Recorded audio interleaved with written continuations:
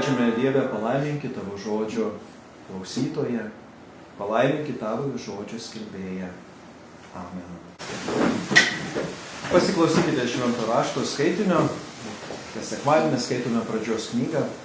Šiandien mes skaitysime 36 skyrių nuo 1 iki 9 eilutės.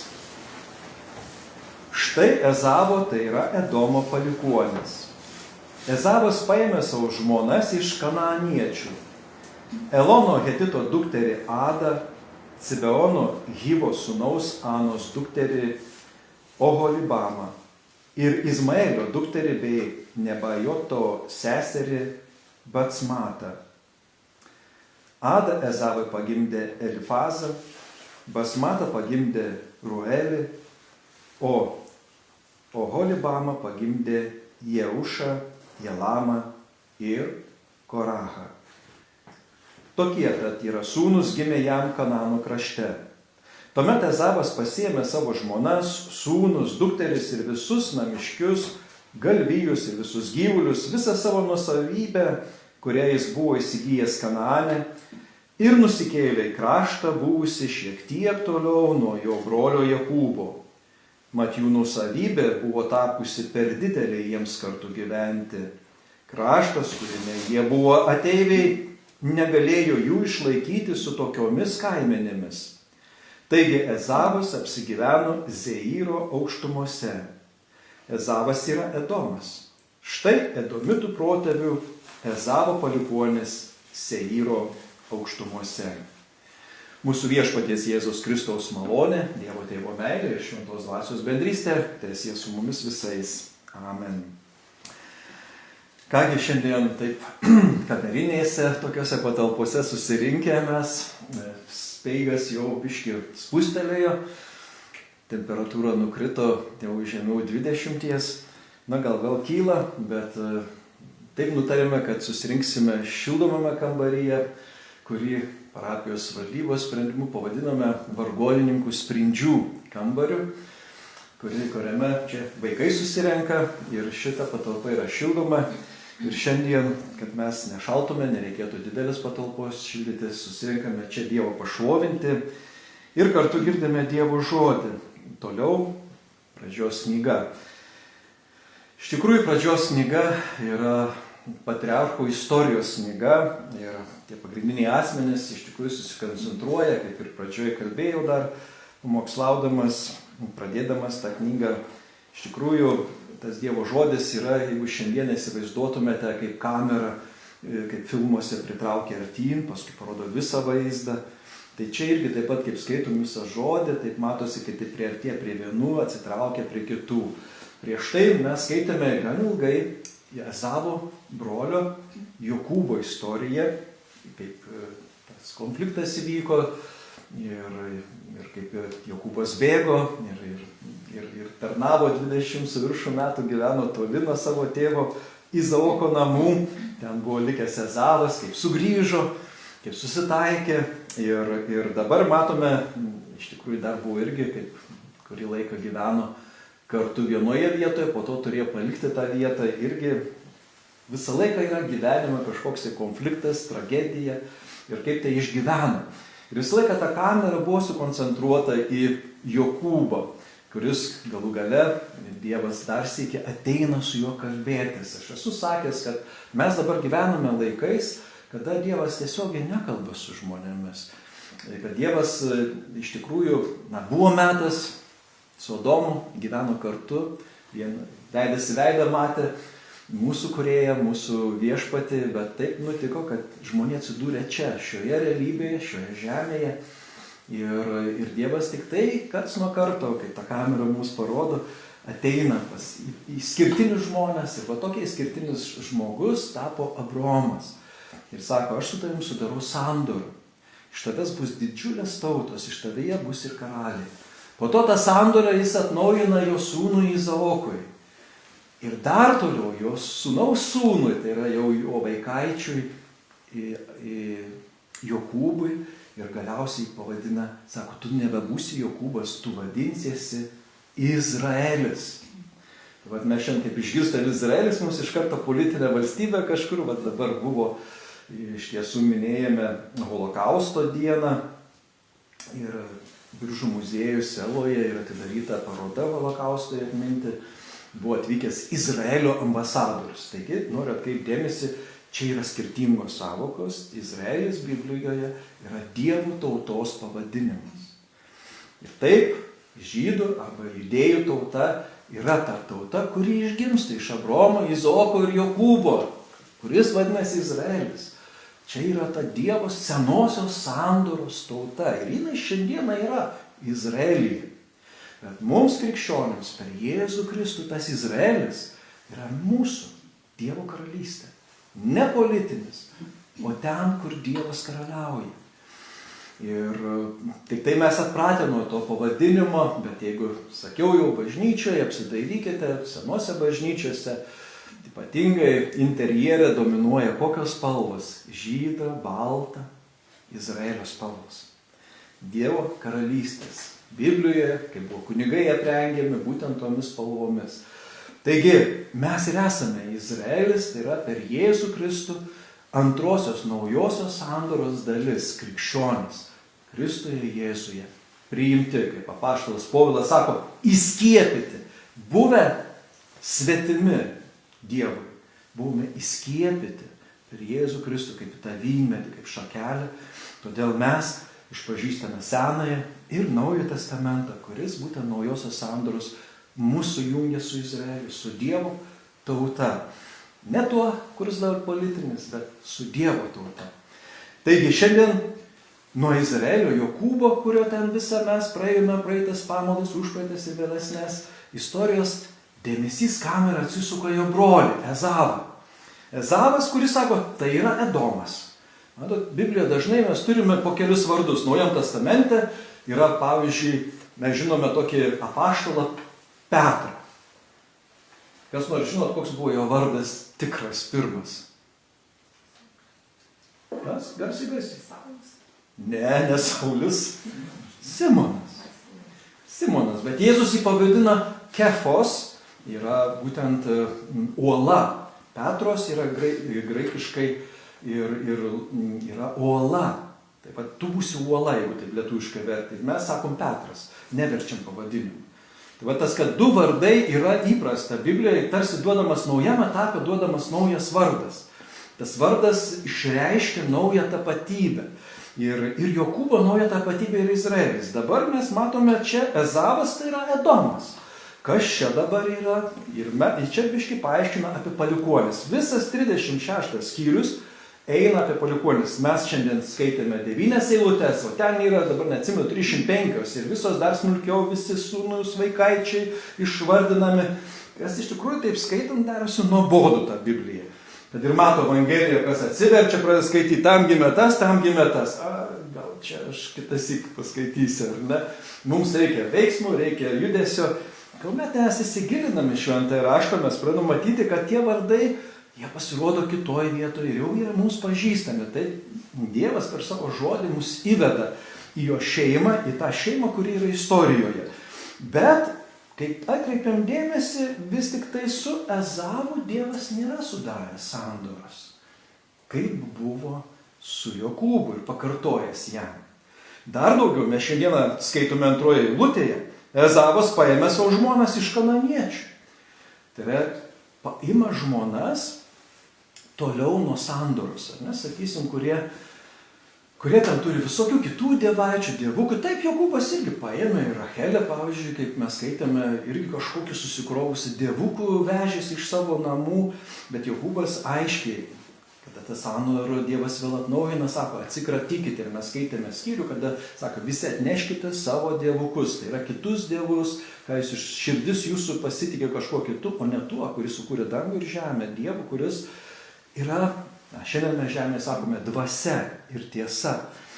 Ir Ezavas jau eina kitą liniją. Kaip matome, dar prisiminkime, kad Ezavas savo pirmgimystėje dviniai. Jokūbas ir Ezavas dviniai.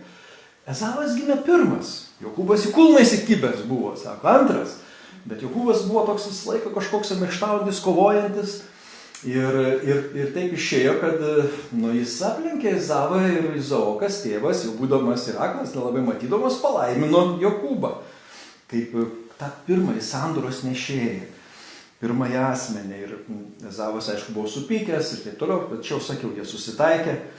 Bet Dievas nepalieka. Ar ne? Dėmesį, kamera į jį atsukama. Visi jo vaikai pristatomi. Dar įdomiau yra, kad mes kaip skaitome visą, iš kur tie vaikai, iš kur žmonos, mes jį pamatome Izmaelio. Izmaelio, jau vaikaitę pasiima irgi žmonas Izavas. Tai yra irgi iš Abraomo, iš šakos. Netoli, būtų pusseserė, antros, trečios eilės, dabar nepaskaičiuosiu. Esmė tame, kad dar ta malonė Dievo lydi tą šeimą, kuri atsitolo jau nuo Dievo, ne kaip Jokūbas. Jokūbas, jis nutolsta, bet jis vėl grįžta. Jis išpažįsta, sako, blogai. Jis vis kreipiasi, ieško Dievo.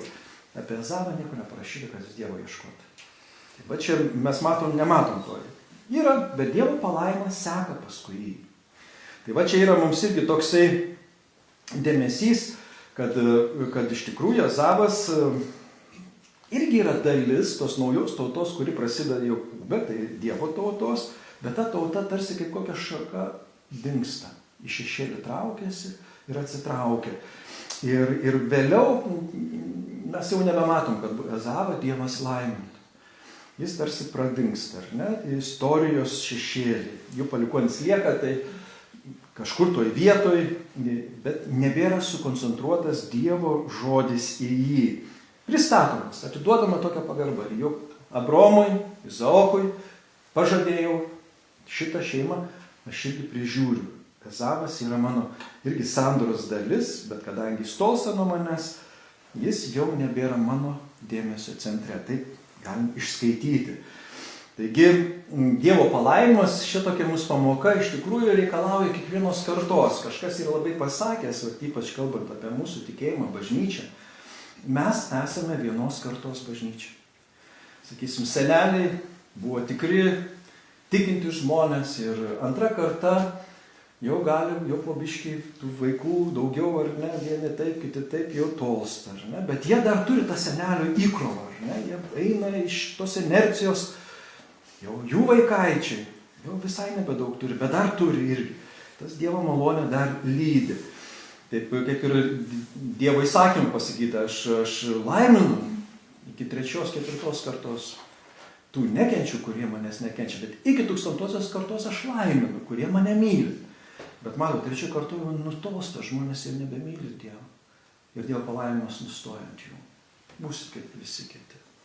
Tai reikalingas tas atnaujinimas kiekvienoj kartoj. Reikalingas atsigręžimas į jį. Ir viešpat, kaip Jokūbas atsigręždavo, jis irgi būdavo momentų, nutilo, dingo, bet jis atsigręžia, jis supranta, ateina gyvenimo iššūkiai. Ir kiekvienas žmogus turi gyvenimo iššūkius, bet kiekvienoje kartoje turi būti atnaujinimas. Tos sandoros iš mūsų pusės, iš žmonių pusės yra tas Dievas ir laik šaukia. Tam yra čia irgi dalis yra ir Kristaus bažnyčios tarnystės šioje žemėje, kad būtų tas liudijimas, kaip sako, šviesa eina į pasaulį, kad pasiektų kiekvieną asmeniškai, kaip mes kartais dabar turim internetą, ar ne, kartais, pamatėm Facebook'e, čia bus renginys, reikia nueiti, ar ne, kažkas tokio. Nebūtų bažnyčios, o atsiminkime persikėlimo laikus. Pas mus bažnyčių nedaug nugriovė, bet pavyzdžiui yra Biržuose liuteronų bažnyčia graži nugriauta, ar ne, niekas tuščią skverą padarė. Nes tos bažnyčios vis tiek dar skleidžia žinią. Kai yra stovi bažnyčia kažkaip, ne šiaip sau stovi. Dar jis skleidžia žinią. Jau praėjusių kartų šitą bažnyčią net mūsų seneliai proseneliai nestačia, proseneliai statė jau šitą bažnyčią. Mes ateinam, ar ne, bet jinai skleidžia žinią.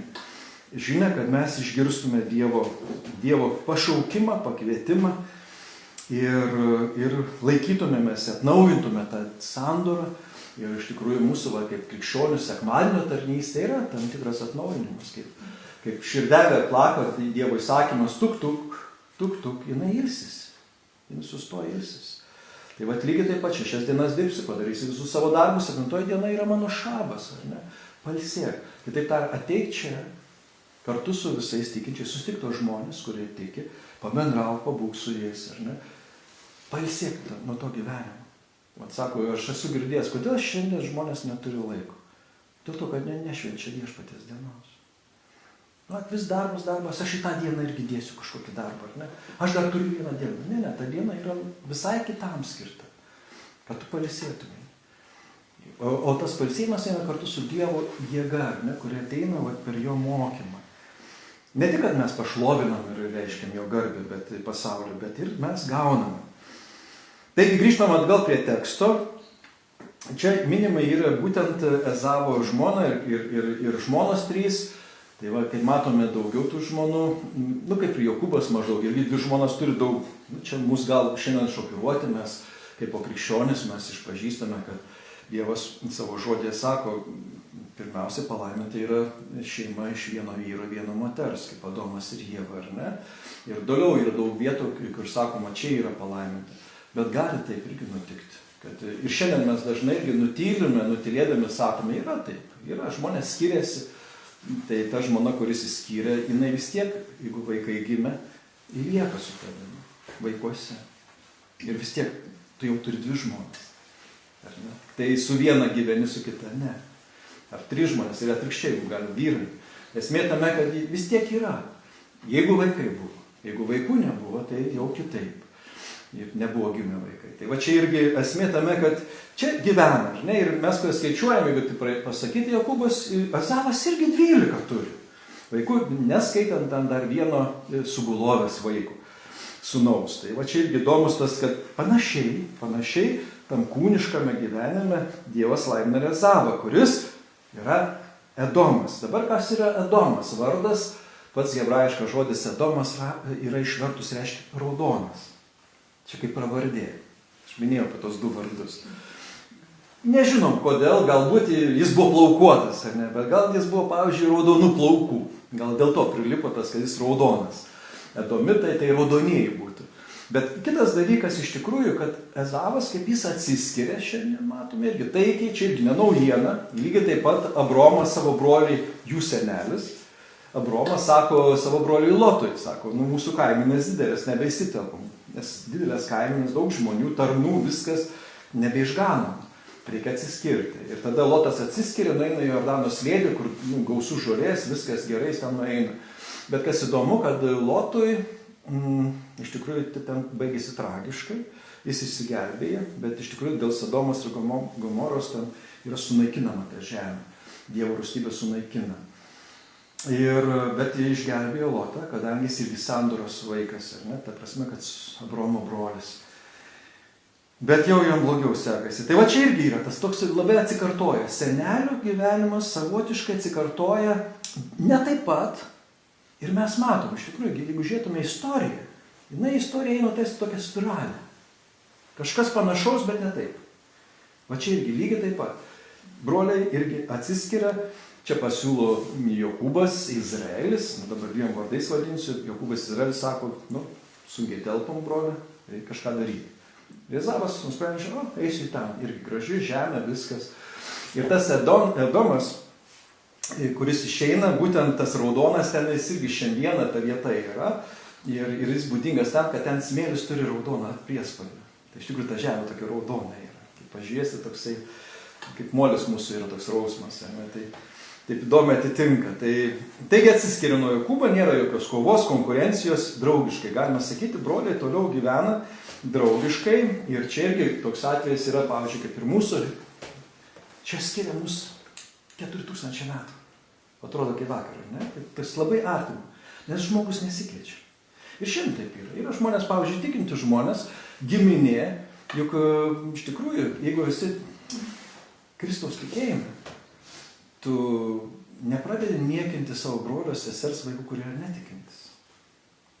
Gal širdį vidų spaudžia, kad iš tikrųjų aš irgi norėčiau, kad jie būtų kartu su Viešpaties sandoroje, bet, draugiškai gyvena. Viską, ko galėsiu, padėsiu ir taip toliau. Iš kitos pusės irgi jis neteina ir neaiškina kažką, tas yra tokia pagarba ir tolerancija vieni kitiems. Tai va čia yra giminės. Ir šiandien, kaip žiūrėsime mūsų konfesiją, tai pažiūrėkime mūsų daug labai mišrių giminių šeimų. Ir katalikai yra, ir reformatai. Ir dabar atsiranda niekas, arba jokie, arba dar kažkokie kitokie. Ir mes žiūrim, kaip sakyti, gerai, tavo religija, tavo tikėjimas mes toleruojam.